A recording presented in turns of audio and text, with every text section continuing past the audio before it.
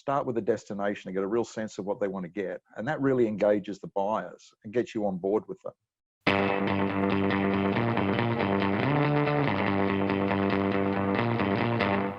Welcome back, everybody. John Smybert with Patrick Boucousis. Hello, Patrick. How are you? Well, John, you? It's great to have you on board, Patrick. Patrick, you and I have had chats about value and the meaning of value, and I really like to share that with our audience because there's a lot of confusion out there about what value is in the eyes of the client and how we leverage value to sell. Mm-hmm. Yes. So I'm probably going to start off by contradicting you with my first comment, John. That's a really good start. There you go. Good on you. My first interview when you're talking about creating value, or me creating value. And I guess that's the thing about value. You know, we use expressions like create value, add value, value propositions, as though value is something that we as salespeople or vendors do.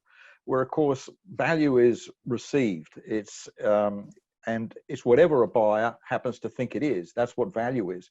So we provide products and services, and whether or not they're of value is really down to the buyer to determine. And they kind of know that after the event, once they bought it, whether or not they get value. So I guess that's the first thing, that value is received, not given. Patrick, I agree 100%. And you know, we throw around terms like create value so often, and we really need to change our mindset on that. I totally agree with you. Value is in the eyes of the customer. We don't create value. We actually get the customer to communicate value to us so we understand it. I have a friend, Dean Kelly in Melbourne, who talks about poker game and sales as a poker game.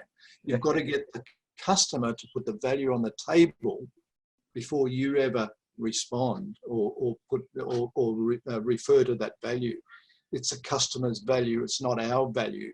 And so it's the customer's value in delivering something within their business that creates value for them. And we might be able to assist them, right?